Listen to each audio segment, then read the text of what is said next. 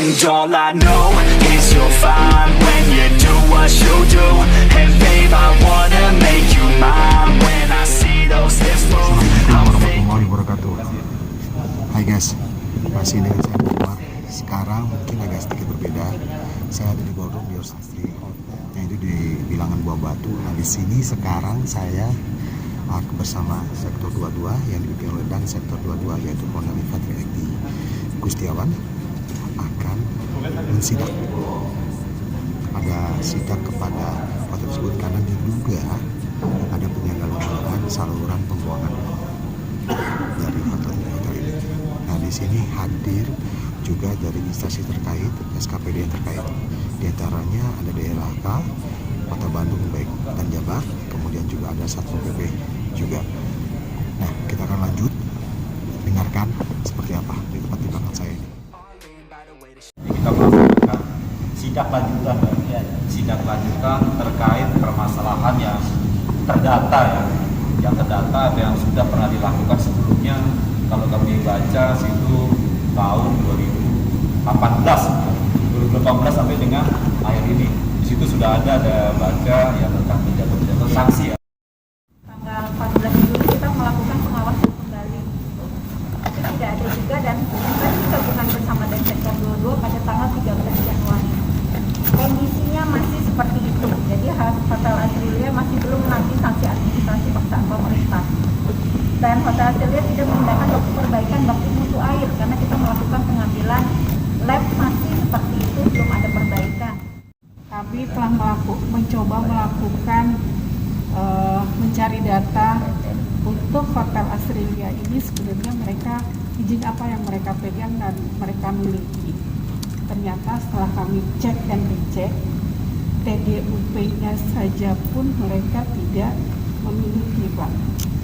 Padahal sebenarnya kalau TDUP itu dasar ya, ketika hotel itu akan melakukan kegiatan operasional. Yang saya lihat itu tadi saya mendapatkan izin-izin apa yang telah dipegang oleh Hotel Azrilia ini. Ini ada TDP, satu TDP ya, tanda daftar perusahaan yang dikeluarkan di tanggal 12 Januari 2016. Kemudian izin jalan masuk di 2016 dan izin gangguan 2015. Sebenarnya HO ini sekarang sudah tidak berlaku. Tapi sebenarnya kalau hotel itu sebelum melakukan operasional seharusnya dia sudah memiliki tanda daftar usaha pariwisatanya terlebih dahulu. Tapi sampai saat ini kami belum pernah memproses atau ada pengajuan untuk izin TDUP tersebut ke DPMP-TSP. Jadi ya kalau dibilang izinnya itu memang yang dasarnya saja juga mereka sudah tidak memiliki. Izin lingkungan pun dari DLHK dapat informasi memang di kita juga tidak ada datanya. Kita mencari hanya izin ini yang saya sebutkan tadi yang telah dipegang oleh Hotel Azrilia. Seharusnya memang banyak sekali izin-izin yang harus dipatuhi atau dibuat oleh Hotel Azrilia ini. Jadi ada izin lingkungan, ada TDUP, ada izin limbah, pembuangan air limbah, ada izin B3 penghasil. Jadi banyak sekali izin-izin yang belum dilakukan atau dibuat oleh Hotel Azrilia ini. Jadi kami mohon dari pihak hotel untuk segera melakukan atau memproses, mengajukan izin-izin yang menjadi kewajiban ketika para pengusaha akan melakukan kegiatan operasional hotel ini, seperti itu. Dari pihak pelaku usaha juga Pak Asril perlu tahu kalau misalnya ada beberapa konsekuensi apabila dari pelaku usaha itu tidak melaksanakan sanksi administrasi paksaan pemerintah. Kalau berdasarkan Undang-Undang 32 2009 itu tidak melaksanakan paksaan pemerintah akan dikenai ketentuan pidana. Tapi itu juga harus dikembalikan kepada yang mengeluarkan izin. Di sini sudah sebenarnya di sini sudah lengkap ya unsur-unsurnya dari DPMP, TSP, kemudian dari DLH sendiri. Dari kalau belum ada, artinya dari legalitas dasarnya sendiri Bapak tidak ada. Tadi juga dari TDUP ya, tanda daftar usaha pariwisata itu tidak ada. Jadi ada beberapa pelanggaran dasar di sini, artinya kegiatan ini berjalan ilegal gitu loh Pak, kasarnya lah saya katakan seperti itu. Nah guys, masih di Boyomono punya cerita. Sekarang kita sudah berada pengecekan dari DLHK Provinsi, dari Kota Bandung juga, bersama melihat kelayakan atau baku mutu dari limbah yang dihasilkan oleh Kegran Asrilia ini. Perlu kalian tahu, tadi rapat ada penggal-penggalan wawancara yang saya lakukan. Nah, di penggalan wawancara ini bisa dilihat begitu alot. Ya, begitu alot.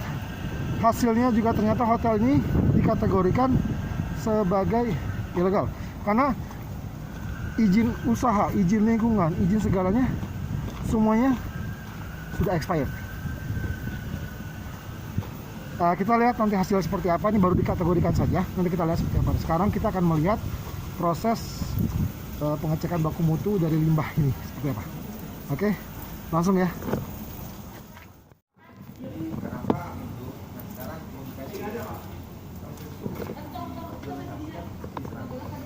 Nah guys, ini hasil yang katanya sudah melakukan katanya sudah melakukan seperti ada progres. Ternyata kita lihat dengan fakta di lapangan, mana progresnya. Bu, jadi gimana Bu? IPAL-nya gimana Bu? Selesaikan cara Anda. Omong aja Bu, nggak Bu? Lihat aja lah. Udah nggak. Menurut Ibu gimana? Ke Ibu kan sebagai pihak ini? Enggak, tapi belum difungsikan sih. Itu baru bentuknya bak. Nah. Maksudnya sarananya yang dia anggap IPAL itu ada, tapi nggak difungsikan juga. Akhirnya tetap aja ngalirnya ke media lingkungan. Media lingkungan.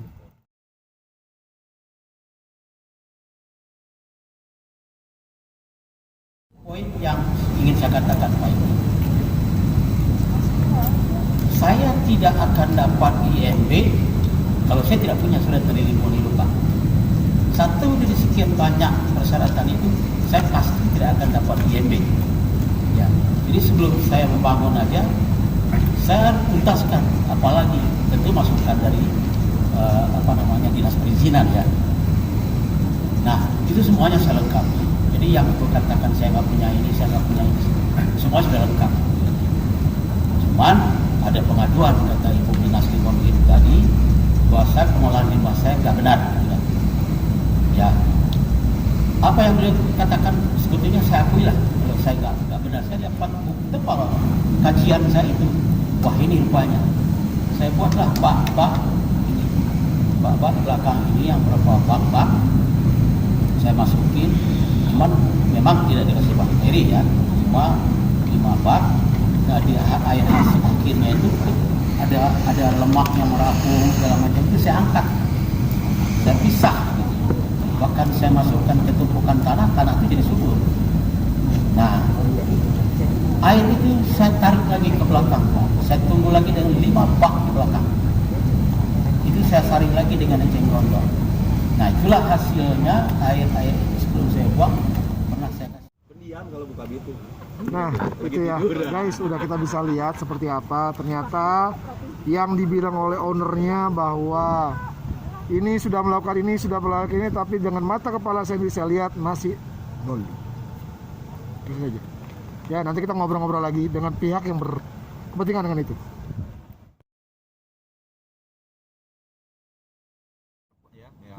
Hotel Asrilia ini kan memang hasil dari sidakan tahun sebelumnya ya, 2017 pelaporan 2018. Terus kita cari data. Dari data ternyata memang sudah di beberapa kali penjatuhan hukuman dari DLHK sampai sanksi paksaan pemerintah dengan beberapa item, ada 7 item itu yang disanksikan itu. Itu memang belum ada upaya progres untuk membuat sampai 2020 belum ada. Baru saya nol atau gimana? Masih nol atau gimana? Masih nol, belum ada memang. Okay. Nol sama sekali. Ya, saya masuk dengan upaya mungkin saya masuk dengan posisi Satgas Citarum untuk memperbaiki itu kan September. Ternyata sampai awal Januari pun juga belum.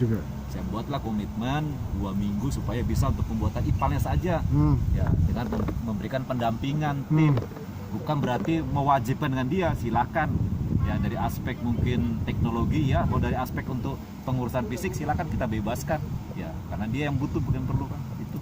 Toh akhirnya sampai dengan itu juga sampai detik ini belum juga secara IPAL sesuai dengan baku mutu akhirnya, karena itu juga melalui pengawasan juga dari pihak-pihak khusus terkait dinas pendidikan.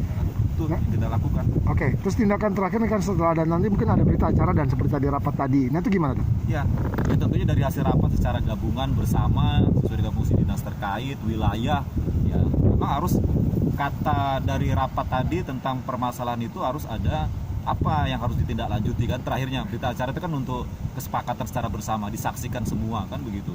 Ya, tadi ada 2 opsi, ya diberikan waktu, ya persoalan itu kita tarik lagi pada 2021 supaya dikerjakan dari aspek lingkungannya, IPAL-nya harus dibuat dulu, ya di situ. Ya kalau nanti diberikan waktu 45 hari secara tadi bersama ternyata masih belum normal belum sesuai baku mutu, ya sudah kita lakukan pengecoran atau penutupan pada lubangnya.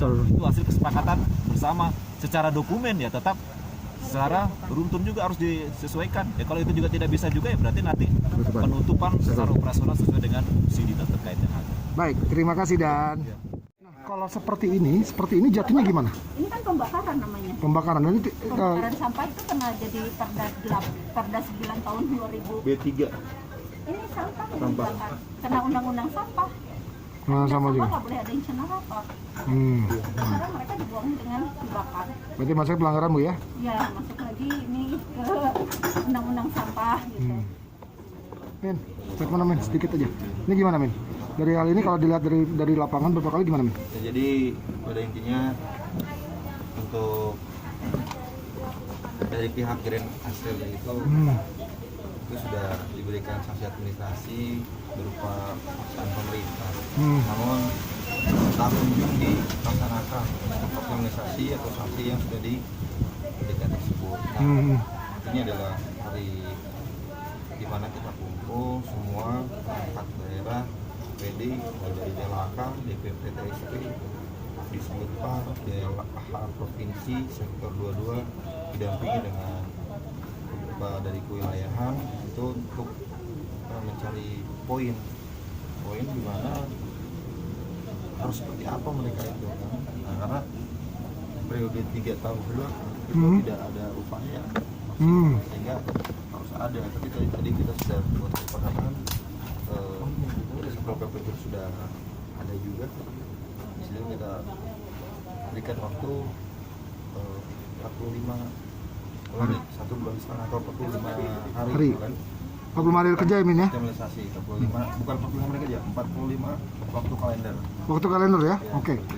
Kemudian nanti ada berita Acara sebagai acuan. Dibuat DLH Provinsi. Jadi di situ ada dua pelanggaran.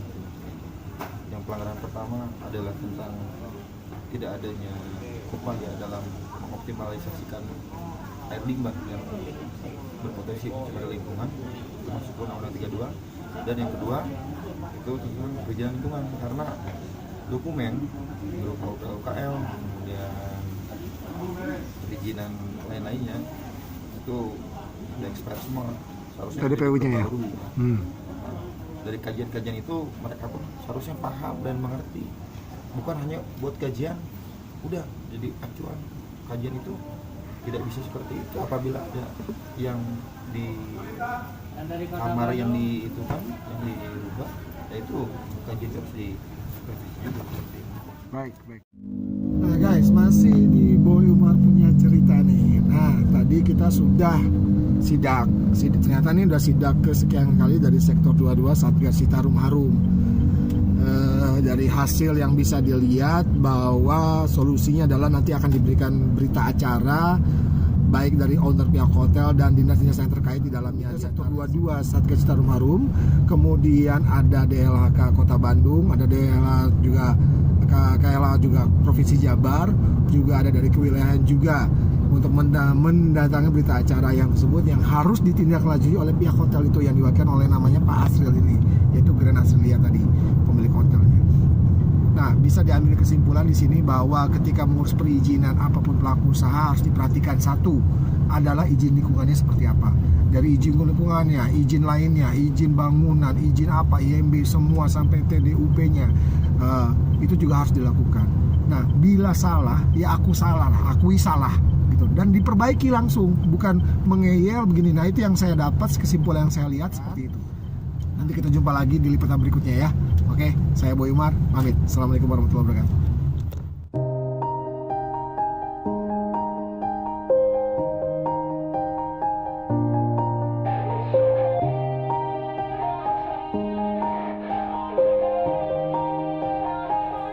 Yeah. Everybody knows that I'm breaking down. Everybody knows I ain't faking now. Everybody knows my heart's vacant now. Yeah, she hates me now. I made mistakes, but now I don't ever wanna be alone. I don't really ever feel